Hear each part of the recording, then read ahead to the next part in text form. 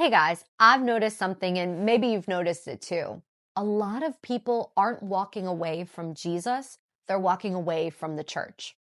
And at first, I didn't get it, but then I actually started listening, not to headlines, but to people, to their stories. And honestly, it broke my heart because church hurt is real, like painfully real. And once you start paying attention, you hear it everywhere. I was judged. I was embarrassed. I was overlooked. I didn't feel safe. And suddenly you realize most people aren't rejecting God, they're running from a wound. But here's what hit me. Why do we blame God for what broken people did? Why do we let humans rewrite our view of Jesus? Why is isolation the first place we run when community is the very thing God created for our healing? And listen, the enemy knows this. If he can't destroy your faith, he'll settle for disconnecting you from the community that strengthens it. Isolation is one of his favorite weapons. So before we go deeper, hear me. I don't know the hearts of the people who hurt you. Only God does. And I'm not here to judge them. I'm just here to help you recognize the fruit of staying wounded and staying isolated. Because I've seen it from so many people who unplug from the body because of one unhealthy part of the body. The bride of Christ, the church, is God's idea. And I want to tell you something personal because you see, I have a friend who was abused by someone in the church. Not misunderstood, not offended. We're talking abused. And she told me through tears, I can't take my daughter to church. I don't ever want her near anything that looked like what happened to me. And honestly, that makes sense. And that is not weakness. That's trauma. It's survival. It's protection. But after she took a little time, we were able to talk through it. And I gently said, protecting your child is godly, but isolating her from God's people out of fear, that's not the same thing.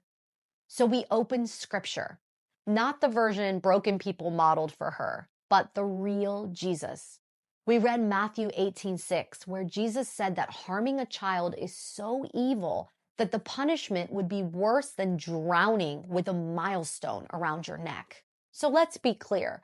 God is more furious about abuse than we are. He calls it evil and he condemns it.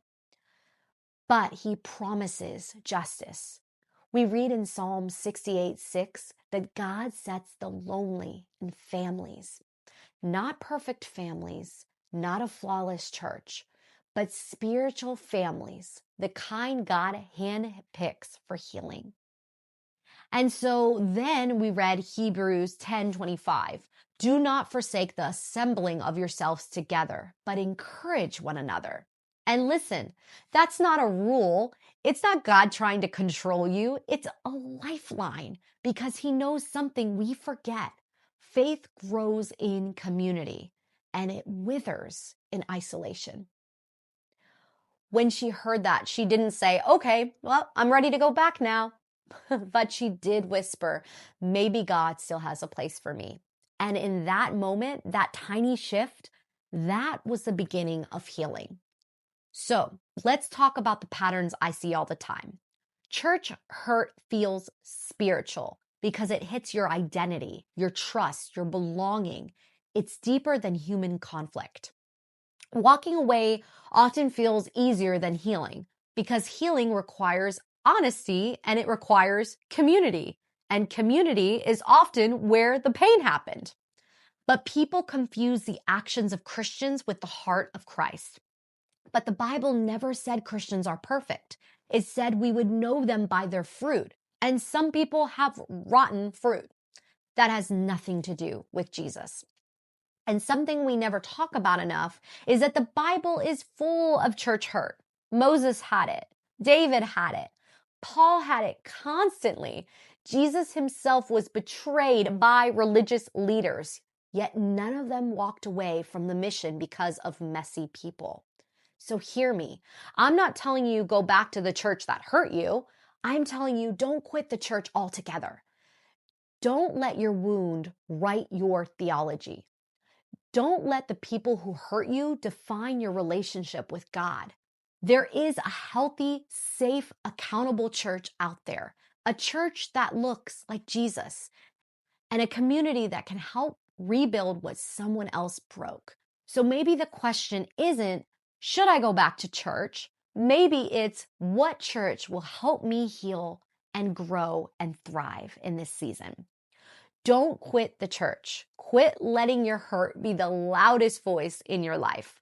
Quit letting the people who failed you speak louder than the God who wants to restore you. There is a place for you.